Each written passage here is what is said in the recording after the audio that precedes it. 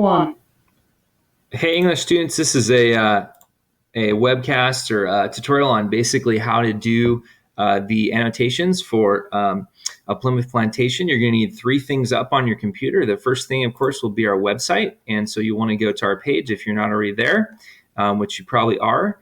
The second thing you're going to go ahead and do is you're going to go down to From a Plymouth Plantation and click on Download File right here, and you will get the annotation guide. Okay. And basically what this is telling us what we need to annotate in the text. You can use this on the quiz at the end of the selection, some of these answers. You're also going to be able to get points for all these. There are 24 of them, so I have about 4 days to do this, so you need your points. And I'll show you where you're going to put your notes. You're not going to write them on this page, by the way. You're going to put them online on our textbook. And then, of course, the last thing is I just want you to interact with the text. So I want you to add lots of notes, but you need to go ahead and have answered these at a minimum. Okay, these are the ones we're going to answer. The third thing you need to have up is your actual textbook. So go to your textbook and you're going to go to page 5. So when you open up your textbook, you can go to page 5, just press that right there, and it should open up for you. And you should end up on From a Plymouth Plantation.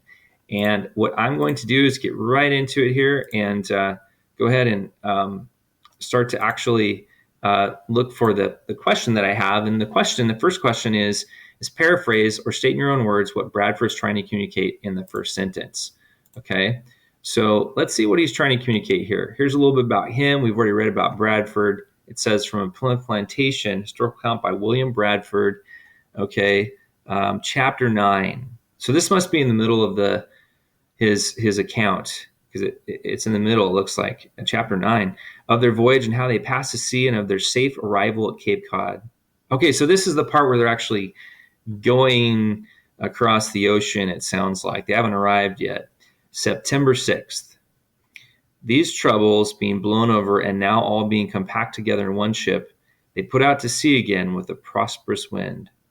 Okay, time out. Who's on the ship? What's going on? I need to reread that. His syntax, the way he puts these sentences together, is pretty crazy. Well, let's figure this out. What does troubles mean? Click on that. You'll see on these have little letter or numbers for some of these words, and these are definitions.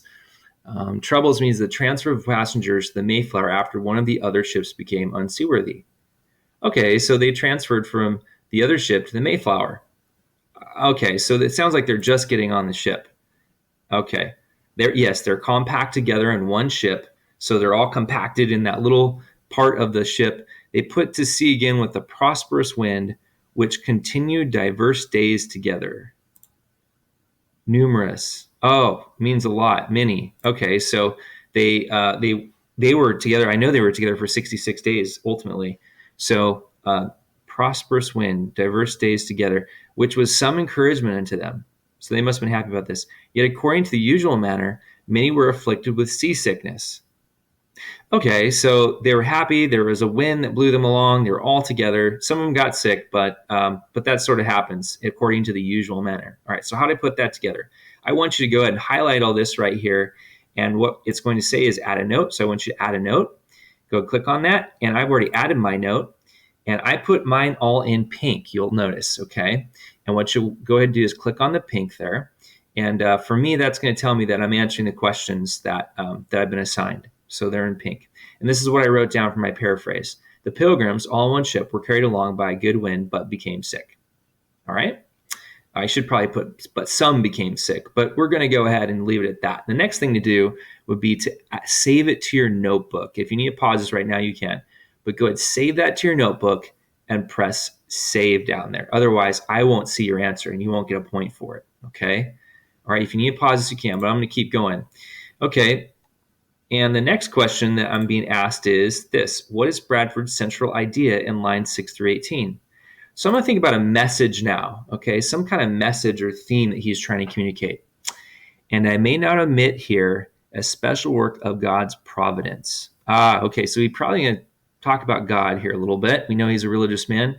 There was a proud and very profane young man, one of the seamen of a lusty, able body, which made him the more haughty. Okay, I've seen this before. Profane, proud, haughty. I think haughty means like proud. And profane sounds like profanity, like he's cursing. Also says he's lusty. What does that mean? It means he's energetic or robust. So this guy kind of sounds like a jerk. He would always be condemning the poor people in their sickness and cursing them daily with grievous execrations. Angry words. Okay, so he's cursing at the people and condemning the poor people. All right, I'm going to add a little note right there. I'm just going to add my own little comment. I'm going to put this in a different color right here. This is blue for mine, and I'm going to have, this isn't one of mine that I'm asking you to add. This guy is a jerk. Okay, I'm going to go put that in there, and I'll save that to my notebook. This is just one of my connections. This isn't something that you have to answer for class, but just a thought. In their sickness and cursing them daily with grievous execrations, and did not tell them that he hoped to cast them, half of them, overboard. So he told half of them, I'm going to throw you off the ship, before they came to their journey's end, and to make merry with what they had. And if they were by any gently reprimanded, he would curse and swear most bitterly. So if they told him what to do, or they tried to correct him, to reprimand him, he would curse at him. But it pleased God before they came half seas over to smite this young man with a grievous disease, of which he died in a desperate manner, and so was himself the first that was thrown overboard. That's kind of mean. Looks like the tables turn. This his curses light on his own head, and it was an astonishment to all his fellows, for they noted it to be the just hand of God upon him. Oh, so it's like God paid him back what he was due. And so the way they view God, it sounds like Bradford views God as if God is to pay back what people deserve. Interesting. So over here, I'm going to make my note. I'm going to go ahead and highlight this 6 through 18. And this is what I wrote down for my note over here. The main idea here is that God punishes those who do wrong, and that retribution is pleasing to him. Okay. I'm going to go ahead and change that right here. Pleases him. I don't know if I agree with Bradford, but that seems to be his message here. So I don't know if I personally agree with that, but I'm going to go ahead and put that down. And I'm going to save that to my notebook right there. That seems to be a message here, this idea of retribution. Okay, those are a couple notes, and I want you to go ahead and watch the next screencast for active and passive voice down here. Okay.